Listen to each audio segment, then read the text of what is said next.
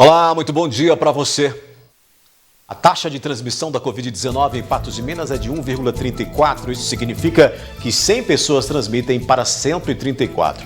Esse número deveria ficar abaixo de 1, de acordo com os cientistas. São muitas pessoas ao mesmo tempo em busca de ajuda médica e esse cenário pode ficar ainda pior. Daqui a pouco a gente fala mais sobre isso e tem ainda mais aqui no 30 Minutos desta quinta-feira, 20 de janeiro. Informe epidemiológico do estado confirma mais uma morte em Patos de Minas. Tempo instável permanece na região. Os riscos de doenças com enchentes e o aparecimento de animais peçonhentos. Mais rodovias mineiras seguem com interdições parciais ou totais em consequência das chuvas.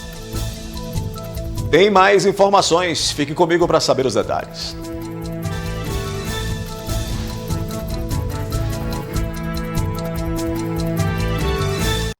E a gente começa essa edição falando da previsão do tempo. Ainda tem muita chuva prevista para o mês de janeiro. O tempo instável também deve persistir em fevereiro. Apesar de ter diminuído o volume, o período chuvoso continua. E tem previsão de que até o final de janeiro chova cerca de 120 milímetros. O mês de janeiro, normalmente, ela é marcado por uma média de em torno de 270 até 275 milímetros. Nós já tivemos até agora mais de 400 milímetros, 460 milímetros nesse janeiro. Bom, o importante é a gente pensar no futuro. O que vai acontecer da agora para frente? Será que as chuvas vão diminuir, vão cortar e não vamos ter mais a safrinha? A previsão que nós temos para esse ano é que nós tenhamos um mês de fevereiro e um mês de março chuvoso também. Médias em torno aí de 230, 220 milímetros para esses meses é acima da média, visto que nessa época em torno de 150 é o que preconiza a média aí. Além destes dados, o climatologista destaca a previsão da incidência de chuvas nos próximos meses. O importante é que nós estamos vendo que não só mês de fevereiro, março, abril, maio também tem previsões de chuvas significativas, o que propicia uma grande opção de safrinha para aquele agricultor que trabalha, que preconiza a ideia de fazer uma segunda safra, né? Adalberto Vieira explicou que mudanças na direção dos ventos favorecem novas ocorrências de volume maior de chuva para a nossa região. O que deve, nos próximos dias, fazer com que as intensidades de chuva retornem para a nossa região. Então, no comecinho do mês de fevereiro, agora nós devemos ter uma intensidade de chuvas novamente alta aqui na nossa região. Daqui a pouco aqui no 30, mais rodovias mineiras seguem com interdições parciais ou totais em consequência das chuvas e os riscos de doenças com enchentes e o aparecimento de animais peçonhentos.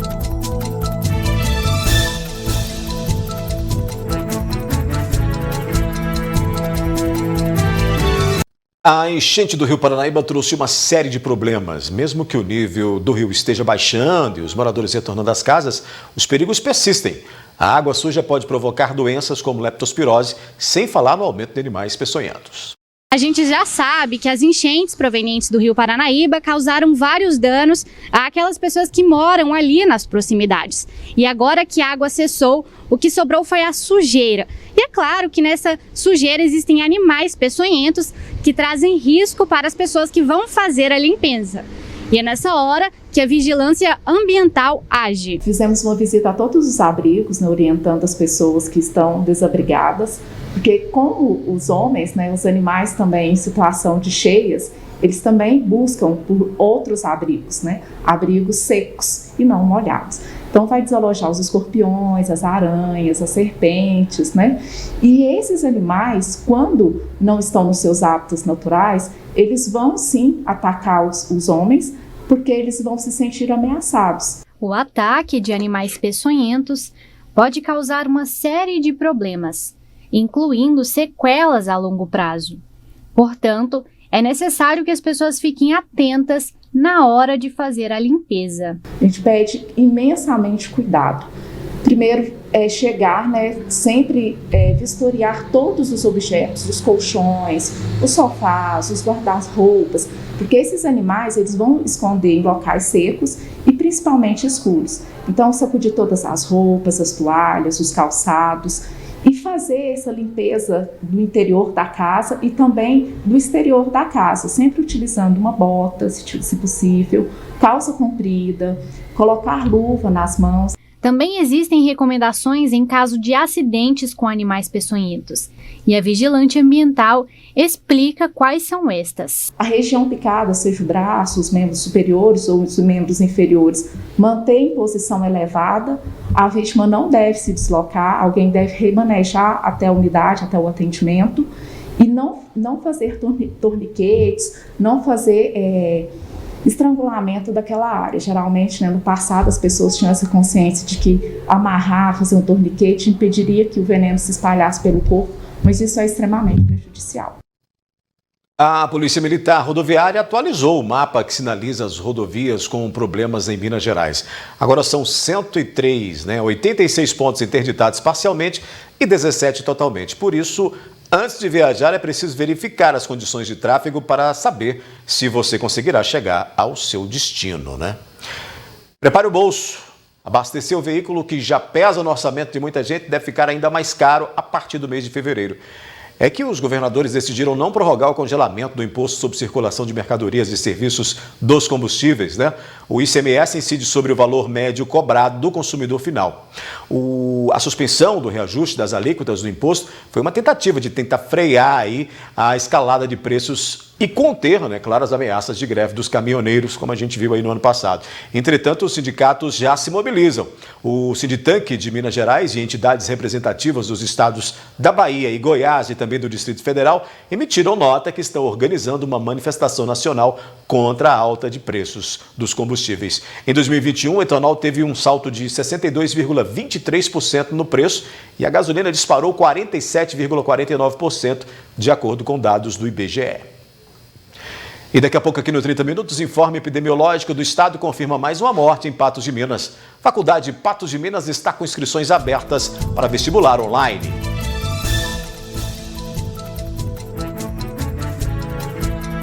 A Faculdade Patos de Minas está com inscrições abertas para o vestibular de 2022 de forma online. Saiba aí como se inscrever. A Faculdade Patos de Minas chegou na cidade no ano de 2005. Essa, para a segurança de todos, fará o processo seletivo de 2022 de forma online. O nosso vestibular ele é realizado online e gratuito, onde o aluno acessa o site da instituição e lá ele realiza a sua inscrição e logo após a redação, que é o nosso vestibular, dentre outras formas também que o aluno tem de estar ingressando no ensino superior. A FPM também, ela oferece o financiamento acadêmico social, que é o FAS, que é um financiamento próprio. Trabalhamos também com o FIES, que é uma parceria com o governo federal, e temos também parcerias empresariais, entre outras oportunidades para que os interessados venham estudar conosco. Com isso, na noite dessa quarta-feira, foi realizado um evento com alguns influenciadores para a divulgação deste vestibular. Nós iremos receber 12 pessoas convidadas para estar conosco, para ex-aluno, pessoas de referência que falam e estão trabalhando conosco aí há bastante tempo, no sentido de estar divulgando os nossos cursos, outros que já se formaram conosco, que leva a marca FPM. Hanna, que é coordenadora do curso de gastronomia, afirma que além das disciplinas práticas, os alunos têm aulas focadas para quem quer abrir seu próprio negócio. O curso de gastronomia, ele é um curso de gestão, Então as pessoas que vêm, eles aprendem a empreender e também a supervisionar e gerenciar negócios gastronômicos. Além das nossas disciplinas práticas, que são maravilhosas de fazer, a gente tem essa parte administrativa e de gestão. Michele, Rosana e Lorena, coordenadoras da Faculdade Patos de Minas, convidam toda a sociedade para conhecer mais sobre a instituição. Eu venho convidar vocês para ingressar no nosso Instagram, no site da nossa faculdade, que nós temos à disposição vários cursos de pós-graduação e extensão, tanto na modalidade presencial como na modalidade online. Você tendo interesse, é só procurar a nossa instituição, que nós estamos aqui à disposição. Gostaria de convidá-los para conhecer a nossa instituição, conhecer o curso de Educação Física da faculdade, o curso de Pedagogia, que hoje nós temos presencial e EAD. Nosso Instagram é @educafpm e @pedagogiafpm, além do Instagram oficial da faculdade, @Faculdade Patos de Minas. Quero convidar vocês para vir conhecer o curso de Biomedicina da FPM. Nosso curso tem mais de 15 anos de existência. Nós temos a policlínica com os laboratórios de análises clínicas, né, e docentes muito qualificados. Então, quero convidar vocês para vir conhecer o nosso curso, a nossa faculdade, né, e também os outros cursos, né, que nós temos na instituição, como estética, fisioterapia, farmácia e muitos outros, né? Então, nós estamos à disposição para recebê-los. Minas Gerais não bateu o novo recorde em 24 horas, mas é alto o número de novos casos de Covid-19 confirmados no boletim epidemiológico desta quinta-feira, que está aí na sua tela, né? Quase 26 mil. Mais de 146 mil mineiros estão em acompanhamento. São 29 novos óbitos, né, registrados aí. Um total de 56.895 mortes desde o início da pandemia.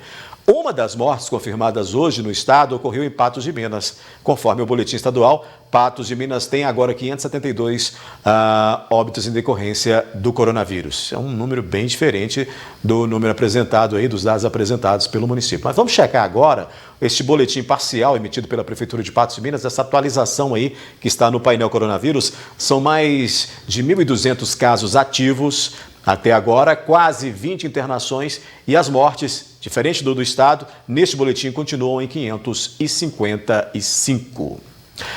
A Agência Nacional de Saúde Suplementar aprovou a inclusão do teste rápido de Covid-19 nos procedimentos obrigatórios que devem ser oferecidos aos beneficiários de planos de saúde.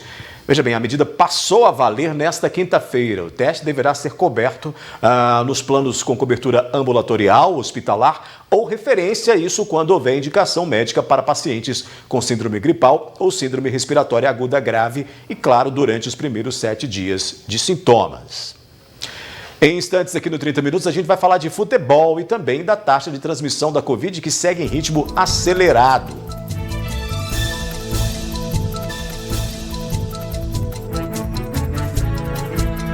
A URT já sabe quem vai enfrentar na Copa do Brasil e agora aguarda a confirmação da data. Mas, por enquanto, o foco para a estreia no Mineiro. O sorteio da primeira fase da Copa do Brasil, realizada na sede da CBF na última segunda-feira, confirmou o confronto da URT contra a equipe do Avaí Futebol Clube de Santa Catarina. A etapa terá a participação de 80 clubes divididos em 20 chaves e a disputa entre o Trovão Azul e o Avaí acontecerá pela chave 4. Fomos sorteados contra o Avaí, é uma equipe que acaba de subir para a elite do futebol brasileiro, é uma equipe que vai disputar a Série A. Na verdade, não se tinha muito o que escolher, não. Então, acabou que sobrou o Avaí. Eu, particularmente, acho que existiam equipes mais fortes. Então, agora a gente fazer o nosso dever de casa, já que o jogo é na nossa casa, e vencer e mudar de fase. Ainda sem data definida, o jogo pode acontecer nos dias 23 e 24 de fevereiro ou 2 e 3 de março. A partida contra o Avaí será sediada em casa para o RT no estádio Zama Maciel. Mas a regra da Copa do Brasil é que mesmo com o empate, o time visitante avance na competição. Então o RT precisa vencer para prosseguir na disputa. O Avaí joga pelo empate, né? Mas nós temos o nosso mando aqui. Então, jogar dentro do Zama Maciel, historicamente, para o RT sempre foi muito bom. Então, a gente espera a presença da torcida aqui e mudar de fase mais uma vez, que vai ajudar muito ao RT. O vencedor da Copa do Brasil, além de um prêmio de cerca de 50 milhões de reais, também garante uma vaga na fase de grupos da Libertadores de 2023. Enquanto a disputa não começa, a URT aproveita a última semana de preparação para a estreia no Campeonato Mineiro. O clube enfrenta o Cruzeiro no Mineirão às 16 horas da próxima quarta-feira. O time vem se preparando, a gente vem tomando alguns cuidados em relação à Covid com os jogadores, estão limitando o acesso dos jogadores a outras pessoas, para a gente não correr o risco de ter um time contaminado por Covid. Isso está acontecendo com o Cruzeiro hoje. A expectativa é a melhor possível, o time se prepara antes do Cruzeiro, já vão ser 2 meses de preparação até a data do jogo e a gente está muito otimista para esse jogo.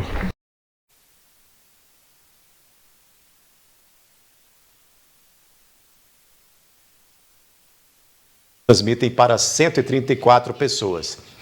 Esse número deveria ficar abaixo de 1, né, de acordo com os cientistas. Portanto, são muitas pessoas ao mesmo tempo em busca de ajuda médica e esse cenário pode ficar ainda pior. Confira aí. Os números de casos de Covid-19 aumentam em ritmo assustador. Para se ter uma ideia, em 5 de janeiro desse ano, eram menos de 230 casos ativos em Patos de Minas. 15 dias depois, saltou para quase 1.500. De uma pessoa internada, passou para quase 20. Cenário que deve ficar ainda pior nas próximas semanas, de acordo com a Secretaria de Saúde de Minas Gerais. É que a taxa de transmissão está alta.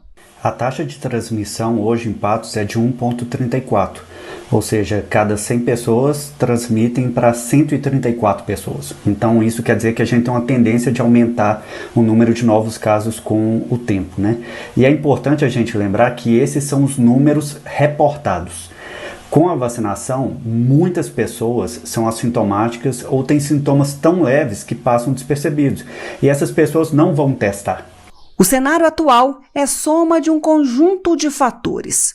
O relaxamento no comportamento acelerou o problema. As pessoas ficaram relaxadas desde o ano passado, né? Então, como o número de casos diminuiu muito, né? E a gente estava com números baixos de pessoas transitando com a doença, as pessoas abdicaram das medidas de proteção. Então, as pessoas já não usavam mais máscara nas ruas, às vezes até dentro de lojas, no shopping. Então, as pessoas, de fato, elas relaxaram. Somado a isso, vieram as festas de fim de ano.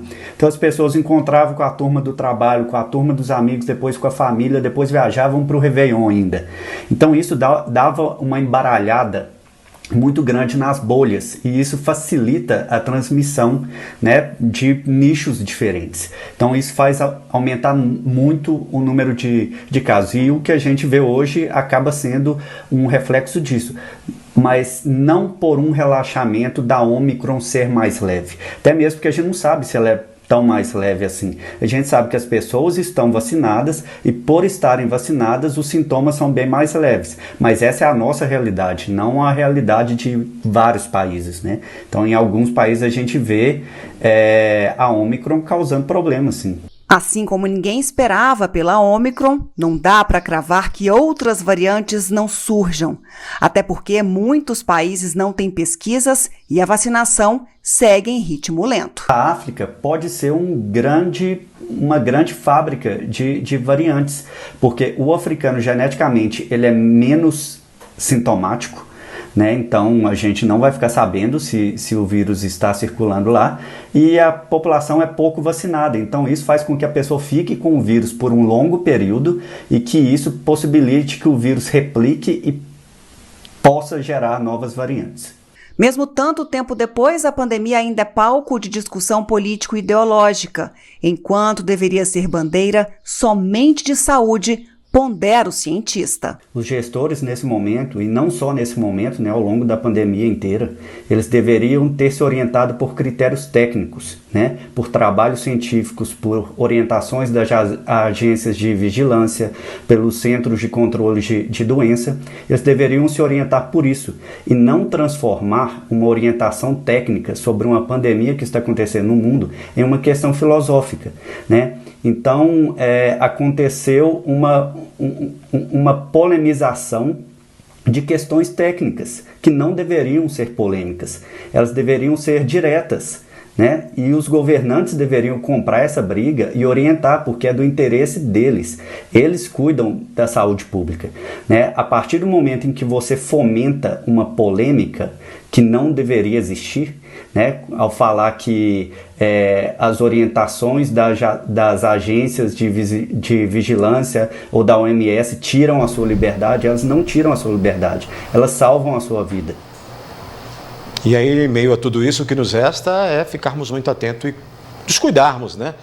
Termos aí o discernimento de não produzirmos aí risco para o outro e, claro, sem que a gente se infecte, nos cuidando, usando máscara, evitando aglomerações, que são aí medidas há 2 anos que todo mundo já sabe quais são elas básicas para evitar disseminação ou contrair o novo coronavírus com essas novas variantes que foram surgindo ao longo aí desde o início de 2020. 30 minutos fica por aqui, mas volta amanhã às 11h30 da manhã. Agora Gui Boaventura chegando. Olá, Gui, boa tarde. Olá, Odair, boa tarde, tudo bem? Tudo bem, vamos seguindo por aqui, de olho nesses números, movimentações aí da Covid-19, em meio a uma preocupação e outras preocupações que vão surgindo, mas sempre atentos a tudo. Tem que ter atenção, né? Tem que ter cuidado aí. É o que a gente vem pregando há muito tempo e não tem outro caminho. É cuidado, cuidado, cuidado, cuidado, cuidado. E uma lista de 10, o primeiro cuidado, o 10º também cuidado. E evitar que qualquer orientação que não seja de um especialista chegue até você, e se chegar, você analisar, avaliar todas e ter o discernimento de não, né, se informar por meio de quem não sabe do assunto, não você tem tá falando conhecimento. isso, você tá falando, vamos levar para o lado mais ameno dessa conversa. Você está falando isso aqui no Brasil, rapaz? Tô. Não tá. Você tem não essa tá. expectativa. Você tem filho? Mas eu acho que esse é um problema não só do Brasil, não sabe? vão ver isso aí. Mas eu acho que esse não é só um problema nosso, acho que é um problema mundial de falta de informação. Não. Pode ter a gente vê muito isso nos Estados Unidos também, até na Europa. Estados Unidos é meio uma figura americana, né? Tá, mas mesmo assim, lá não tem esse tipo de coisa, porque lá tudo é muito mais fácil, você tem acesso muito mais à informação do que aqui. Apareceu esse Trump lá que deu uma balançada lá no povo, e o povo você sabe como é que é, né? O ser humano você sabe como é que é. Mas você vai para os países mais tradicionais, a Europa, o leste europeu, tem países que, sabe, mas o povo acredita naquilo que tem que ser realmente, tem que acreditar. Então, nós precisamos de ter isso aí, né? Nos aculturarmos para esse tipo de coisa aí. Não acho que seja só uma coisa nossa, não, porque quando você tem um tenista mundial que é anti-vax e você tem esse termo anti-vax surgiu fora do Brasil, não acho que seja só nosso, não. Não, é claro que você tem uma coisa. Eu estou te falando a respeito de cultura, né? Cultura de um determinado país. A nossa cultura é de bagunçar mesmo. A nossa cultura é de fazer festa com tudo. Daqui a pouco sai uma musiquinha de carnaval aí falando da... É complicado, mas a gente precisa ter essa firmeza que você falou aí. A gente precisa de pensar no... Não precisa não, eu estou mexendo aqui, se você for consertar essa cama toda vez que eu vou mexer aqui, você está perdido. Mas ter essa cultura de ter seriedade, né? De acreditar, não acreditar no chazinho, não acreditar nessas coisas, porque isso aí é meio complicado, né? A gente precisa rever esses conceitos aí. Gui, bom programa para você, boa quinta-feira. Opa! Até mais. Até amanhã. Até amanhã.